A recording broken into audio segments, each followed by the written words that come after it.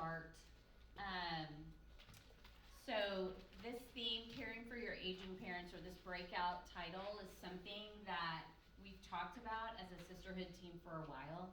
I think it's been on our hearts to just have a place where we can look around and say, okay, there's other people in this room that are either currently walking through this or care about this topic and I want to be connected to them and know that other people are walking through what I'm walking through, or just who can I have a conversation with. So that's what tonight is really all about, is giving you space for sure, hopefully some practical information. I have a couple books that I've based this talk on, but also we're going to do a Q&A panel for the second half so that you can hear from some other friends of mine that are walking through this and have learned some things along the way. But let me say up front, I know that we are really only going to scratch the surface of this topic. We could do a class on this every week for the next, 20 years probably, and still continue to uncover things. So please know that we know that, but we pray and hope that this is just a helpful time together tonight. My name is Meredith Miars. I haven't introduced myself. I serve on staff here at Harris Creek with Kathy over women and also with life groups. And this is something that I walked through in my 40s, which is much younger than a lot of times you have the opportunity maybe to walk through it. My husband Chris and I just celebrated 30 years. We have 4 daughters, most of which who are grown, and one son-in-law who I serve on staff with here as well, Cameron. But let me pray for us before we start, and then we'll dive in. God, thank you for tonight. Really, honestly, Lord, I pray that everything that we talk about here across this church brings glory to you.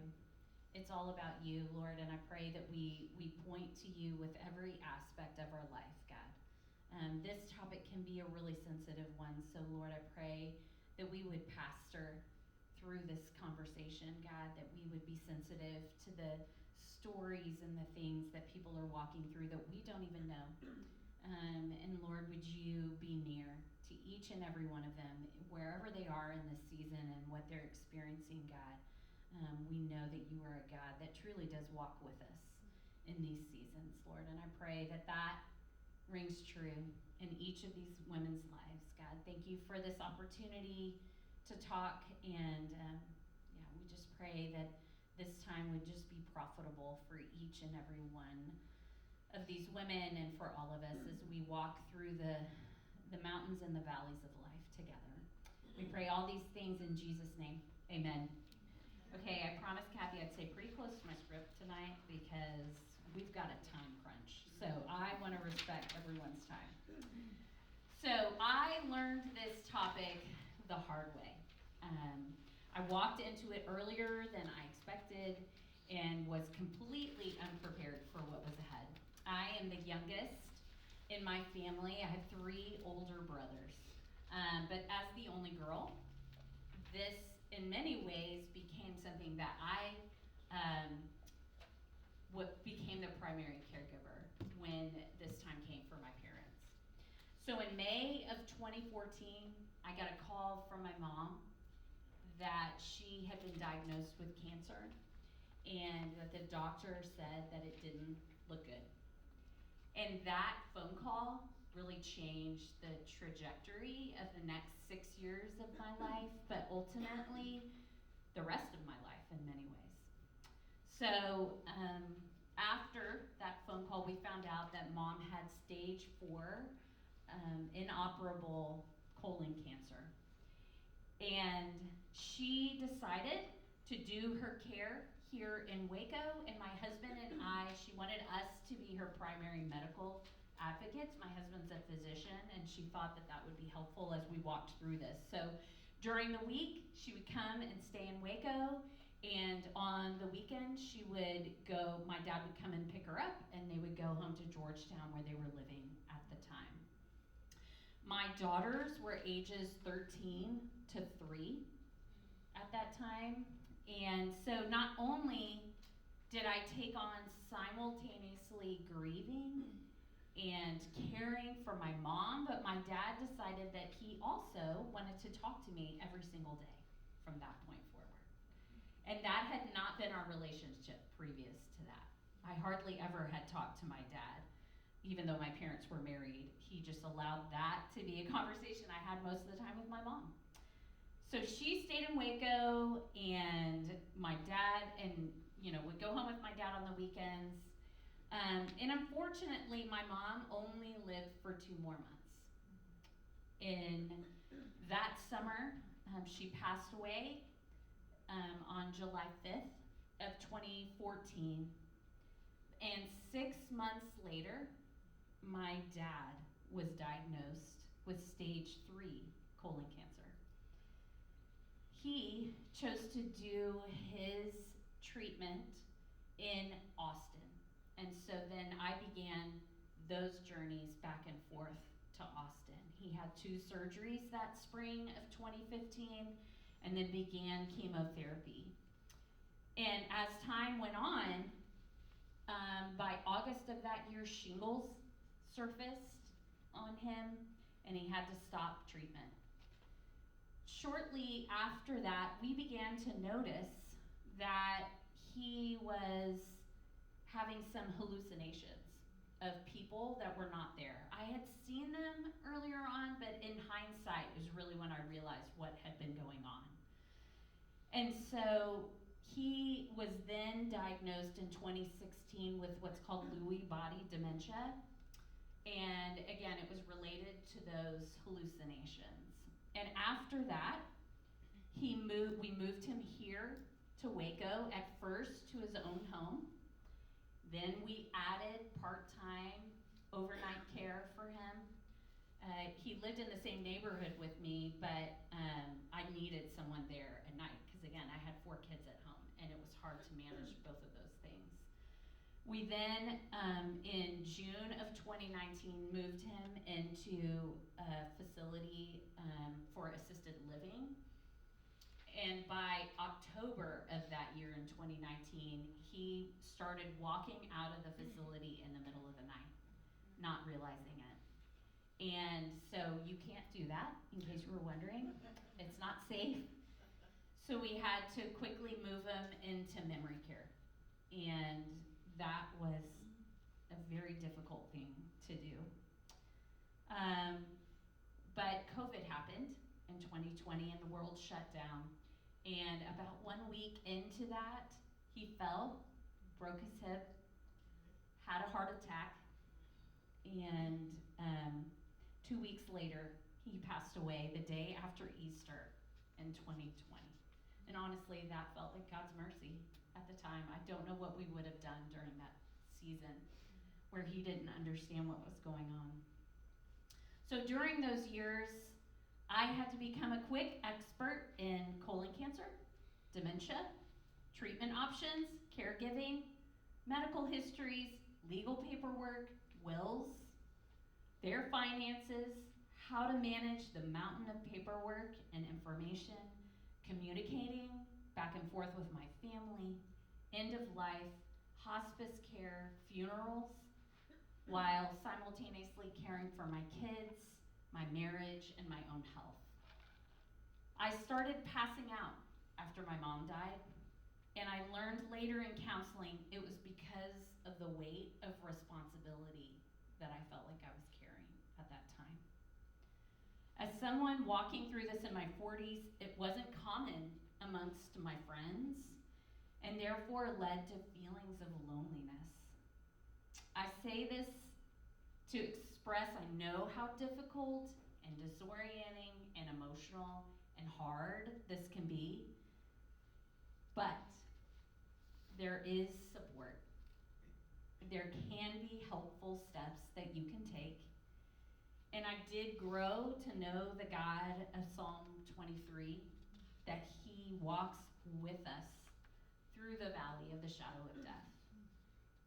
His power truly is made perfect in our weakness. I had many weak days. And today we long to offer hope and some helpful resources and ultimately connection with others walking through this season. So we're going to be covering 3 topics in this part of the talk. First is critical conversations, 10 survival tips for caregivers, and ultimately establishing a support system. And then we're going to spend the second half doing a Q&A panel with my friends Josephine and Carol. But I want to acknowledge up front that you may be sitting here in a tension of some sort, depending on how your relationship was with your parents and what your story was. There may have been sin there or brokenness there. And that can really affect the way you walk through this season. I get that.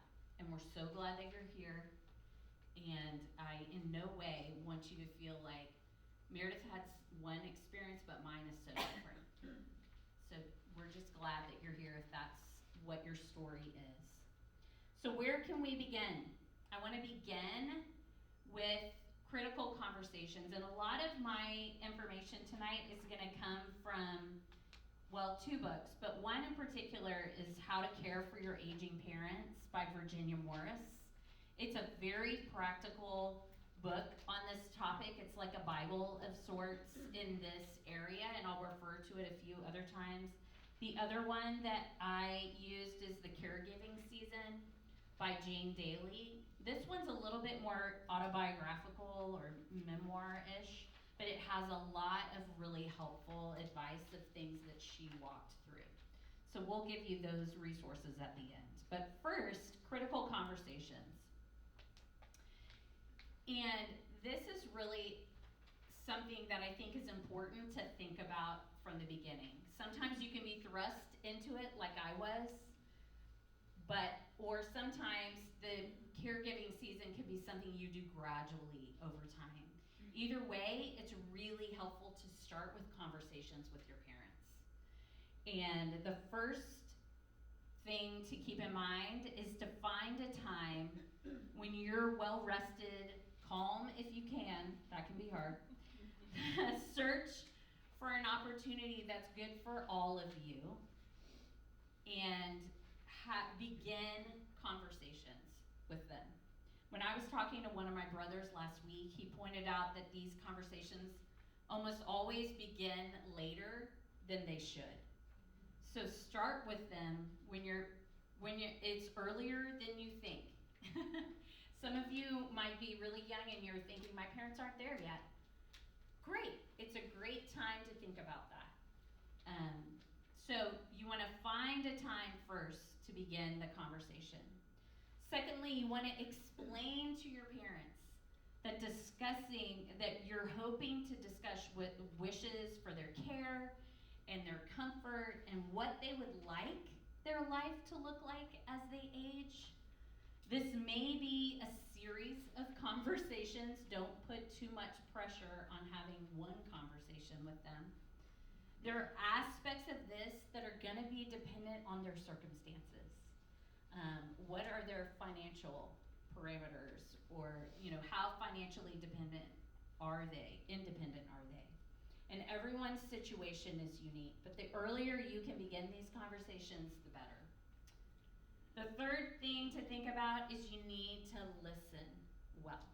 This isn't about what you're going to say, this is about what they are going to say. Take notes. Understand that they will possibly be expressing their own fears and anxieties. It may be emotional for them to even have this conversation. Be an active listener as best as you can. Repeat back to them the things that they said so that you understand and they know you understand. And be full of compassion and mercy with them in these conversations. I had to have these conversations with my dad, and they were emotional, and they can be hard, and they're potentially things that they hadn't thought about before. But it's helpful to begin that sort of creating space for that. The fourth thing, which I thought was interesting that they talked about in the book, and I think it's important, avoid making promises. You will do the best that you can to respect their wishes But sometimes circumstances might warrant you to have to make a different decision than what you had originally planned on. So don't make these grandiose promises that you are absolutely going to stick to everything that they say, because you may have to make a different decision depending on an emergency or something like that. And the last thing is to talk about their needs and their goals, whether they're financial or legal issues, what they want medical care to look like, and what are their preferences. Your goal is to honor them and respect them and serve them well and care for them as best as you can. Having conversations up front can help you make decisions later, knowing that it's what they would want. And that is a gift to you. When you don't know what they want, that will plague you as you have to make decisions along the way. So that helps to relieve some of it as best as you can in those moments. So the second thing that I want to talk about, again, comes straight from the book, How to Care. And it's a list of 10 survival tips for a caregiver. And when you have a topic like this that covers so many different things, from medical care to legal issues to emotional aspects of this, it's hard to put together a list. Sorry, guys. But I thought this one was pretty good. So the first survival tip that they point out here is, the first point is assess. And what that means is to give yourself space to figure out what actually needs to be done. This season can be very chaotic, full of appointments and things pulling at you from all different kinds of directions. So what are the things that only you can do, and what can you ask someone else to help you do? I think that's important if you're the main caregiver, because we have a tendency to think, I need to do all of it. But what is it that only you can do, and what can you give away? The second thing is organize. Locate important documents. Keep a record of key contacts for them, doctors, lawyers, financial advisors. Have a list, a document with their passwords to all their things, the parent medical history. Put all this in a place where you can access it, either on your phone or on some sort of other device, but have it easily accessible for you. And the back of the book has pages for you to fill in all of this information, and then you can tear them out and carry them with you. Or you can look on their website and fill them all out online and have them electronically. So I thought that that might be helpful if you're like, I don't know where to start. This is a great resource for where to start. The third survival tip is plan. If you can, don't wait for a crisis to occur. Get critical documents like power of attorney, medical power of attorney, DNR, which stands for Do Not Resuscitate orders. Get all of those documents signed and put in place before a crisis happens. One of the things about my dad having dementia is we were working against a clock here to get documents signed before he was unable to sign them for himself. That's really hard to do. Talk in advance about your parents' future care, housing, finances. Be a step ahead as best as you can. Get your name added to medical offices where they, see physicians. Get your name added to their records so that you can access that medical information. That will become critical as you walk through seasons with them. Fourth, take care of yourself. This is the last thing any of us ever think of. You need to take breaks. You need to find ways to get away from time to time. You need to take care of yourself spiritually. You need to eat, exercise, rest. Caring for yourself helps you be a better caregiver, and that can be really hard to come by. But we'll talk about your support system a little in just a minute. The fifth thing would be get help. You cannot do it alone. Get others involved, whether it be family members or friends or hired part-time caregivers. Housing options can provide care within those, like assisted living. That can be a real game changer if you can do that or wish to do that. And so think about ways that others can help you. You're going to probably have to help them help you and tell them what you need. The sixth survival tip is communicate. Get really good at having conversations, even if they're hard, with parents, with doctors, with aides, with your siblings. Talk to them about who can do what and how you can support each other. So communication is really, really key. It's going to be hard at times. There's going to be conflict. Be willing to lean in and work through that. It's an emotional time. Number 7 is show respect. Despite the circumstances, your parents are still adults, which can be hard to remember. And they're still also your parents. So Exodus 20:12 says to honor your father and mother, and if they are able, let them voice their views and be a part of the process as much as they can. Number 8 is dump the guilt. That feels really important. We all have it. You have to let it go. You are truly doing the best that you can in those circumstances. And guilt is really not from God. It's just something that we feel ourselves. Number 9, prepare for the end. Much of what others are doing are keeping your parent alive. And that's what they're supposed to do. That's what a doctor is supposed to do, is keep your parent alive. You have to know the answer to the question, what does my parent want most here? Do they want time, mobility, lucidity, comfort? Keep that in mind and advocate for them when making decisions as best as you can. And the last one is be spontaneous. When you can, do something fun with your parent. These will be the moments you remember the most and you remember them fondly. What would bring some joy to their life and to your life in the midst of this season? Okay, the third thing, and finally, that I want to go through is creating an emotional and spiritual support system.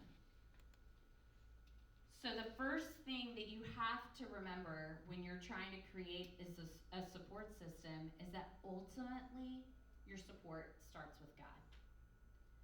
That can be really, really hard when you're wrestling with grief or you have questions because your parents are sick and it's emotional and it's hard to walk through. So you can be in a season where maybe you have anger towards God. I still say, take those things to Him. It's okay. It's okay. Matthew 11:28 says, come to me, all who are weary and burdened, and I will give you rest. So rest ultimately comes from Him.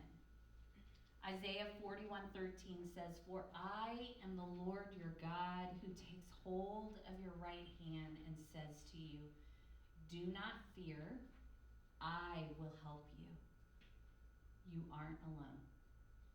Take it all to Him, even when you don't feel like it. Number 2, Look to your family as a support system, both your immediate and your extended family. Immediate, like siblings or your spouse or your own children. My own children helped me through this season in many ways. And my extended family, uncles, aunts, cousins. What role will everyone play in this process? Who will be the primary contact and caregiver? How can others support? And this got bumpy, to be honest, in my family, with my brothers at times. And I had to have hard conversations with them to prevent resentment. Because sometimes it would build up, and I needed to have a conversation to present that from forming. Remember, there's a lot of emotion as we walk through this season. Number 3, have community around you. Your life group, your friends. Let them help carry your burdens. Tell them how they can pray and care for you.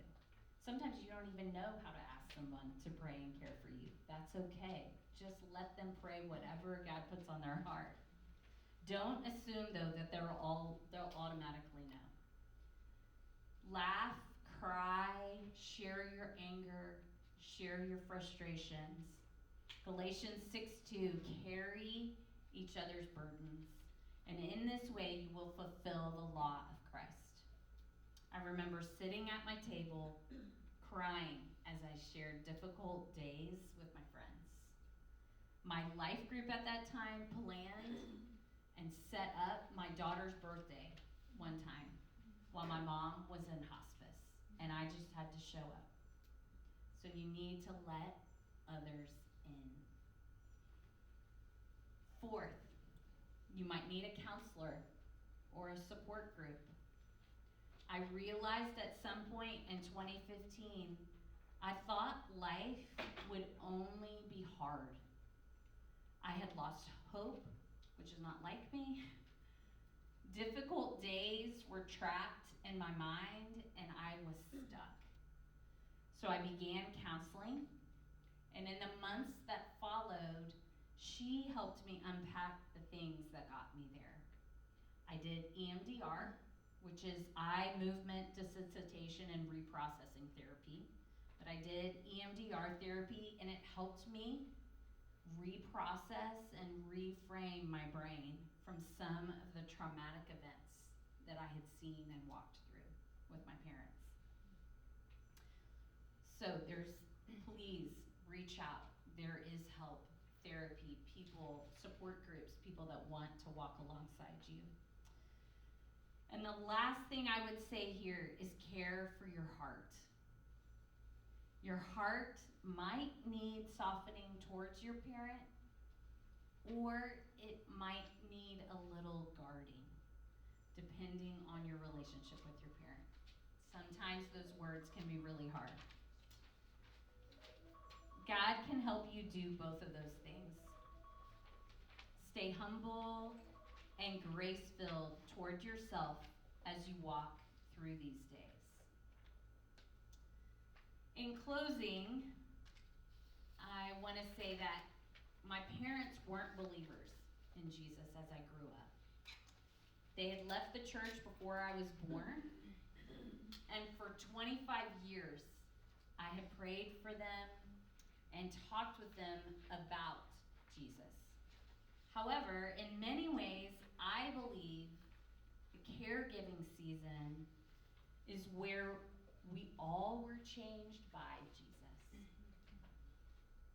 Me, as I learned what it looked like to be his hands and feet in service to my parents and to show them Jesus in that way. My mom and I had beautiful conversations in those few months around him. And the season brought such simplicity and clarity to her faith. For my dad, it took him back to church. He had built up walls, but those last few years of church began to tear them down. One of the last conversations that I had with him was around the gospel, even in his demented state.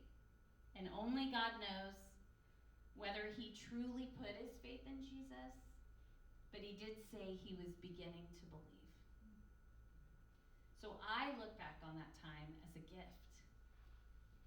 While exhausting and very excruciating at times, ultimately it transformed me into who God wants me to be, more of a servant like Jesus.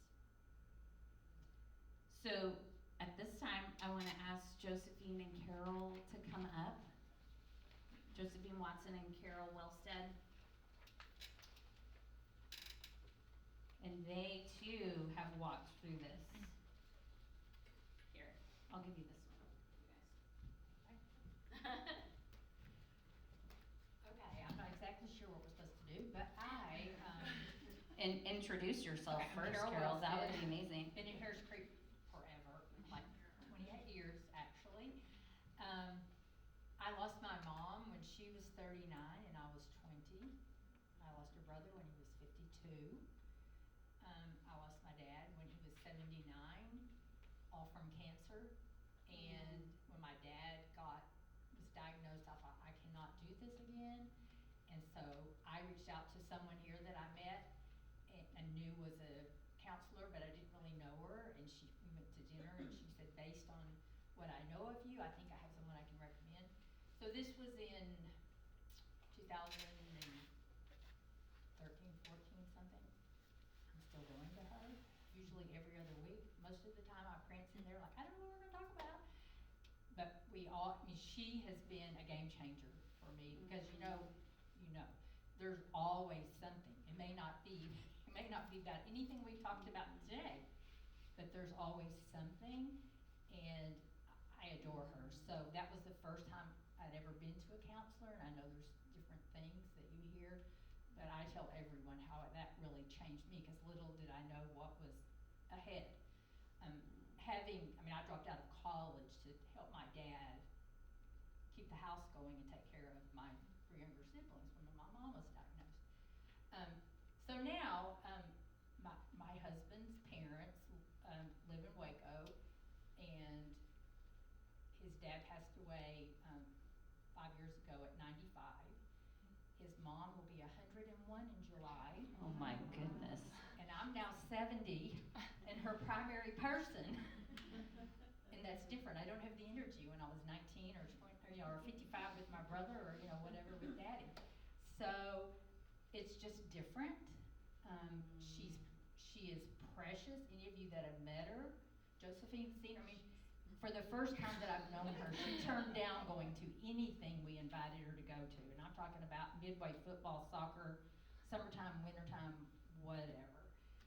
And that was only because she didn't feel well. So we've been this assisted living, and really the only thing that I can just say again is that she's really on point.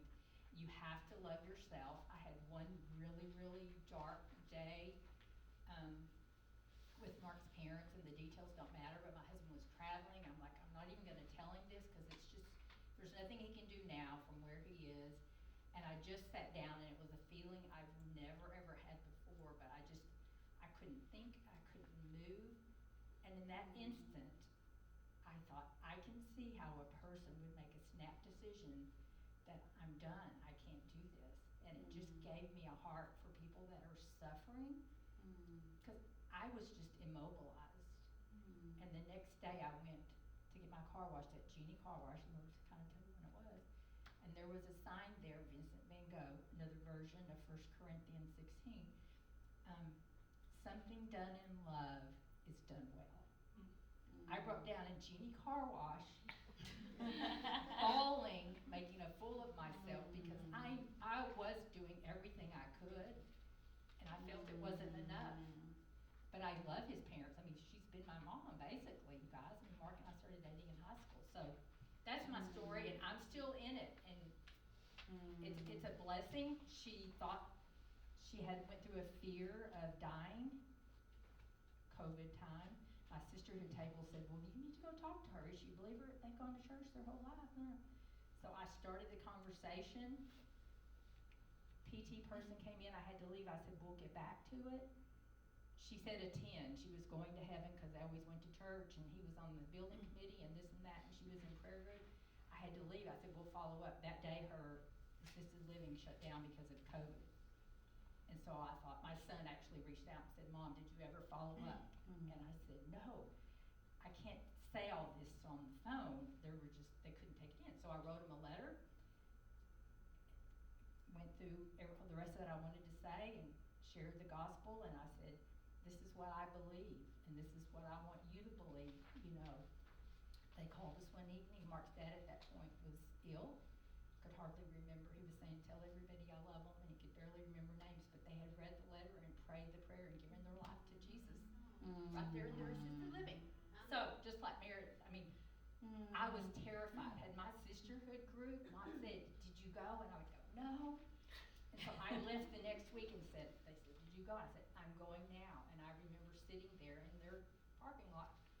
Lord, give me this. I mean, that's just not, we didn't talk about it. And I knew she thought she was good to go. But I'm like, why is she having this fear? So, that's it.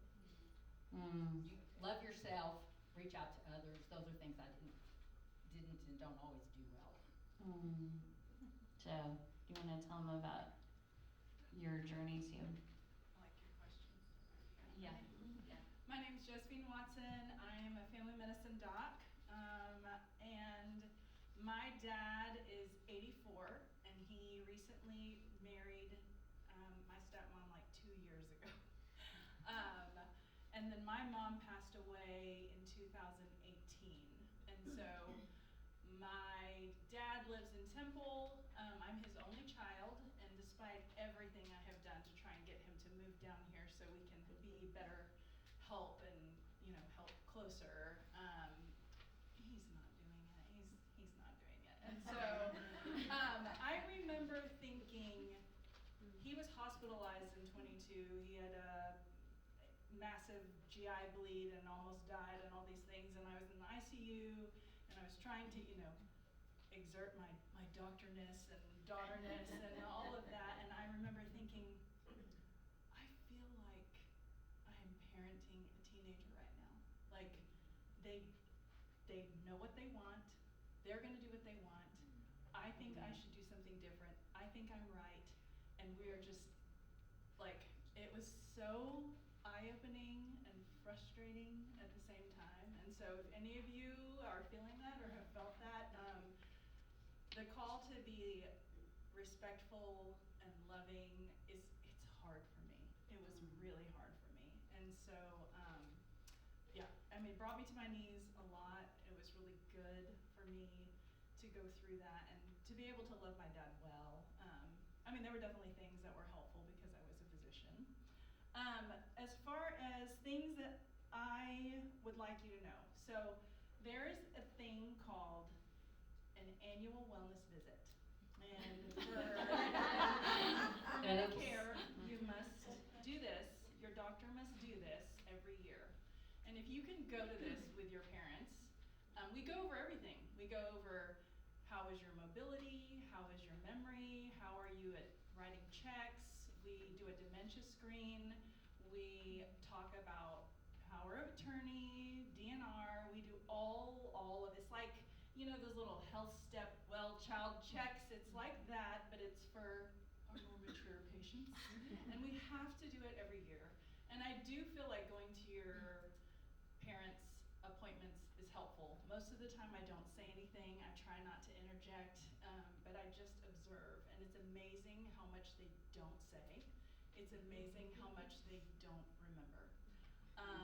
The other thing that I would love to give you is, there's a resource, we'll send it.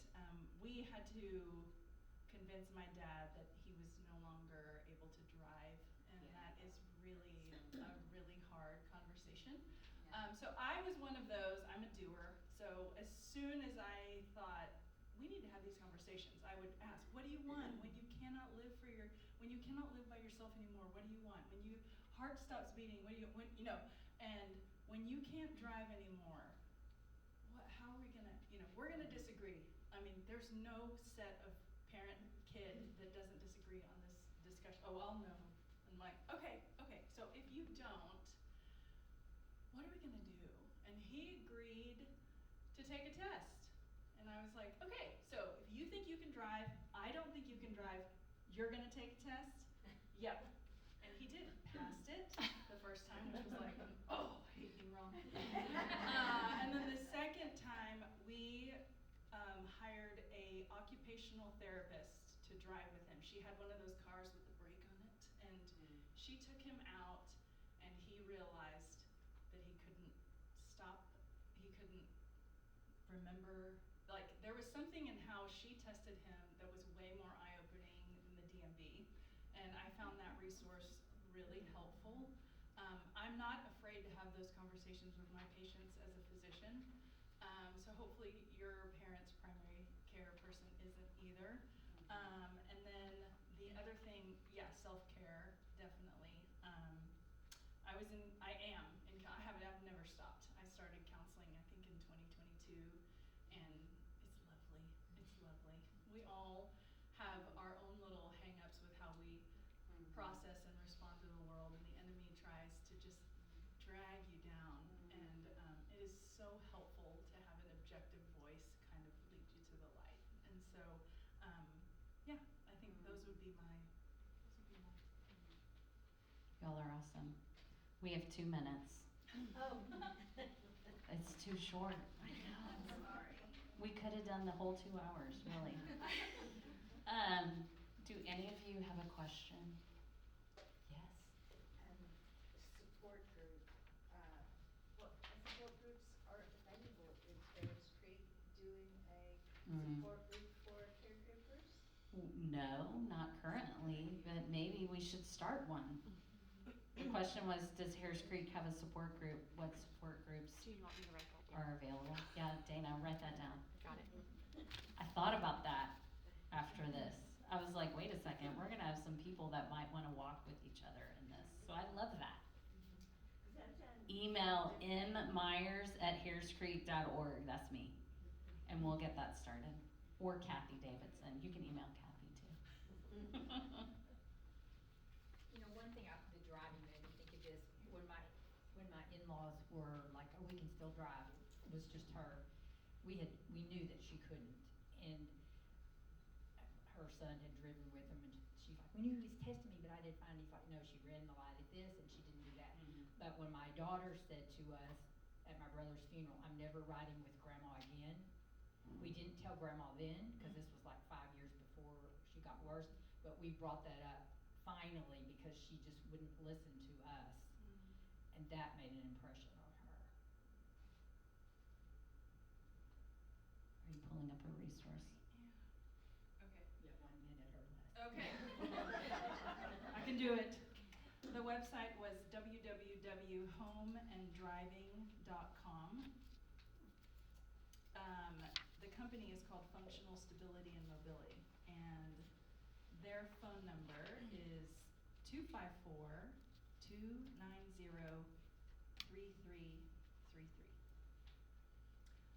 I did think of, can I say one more? Yeah.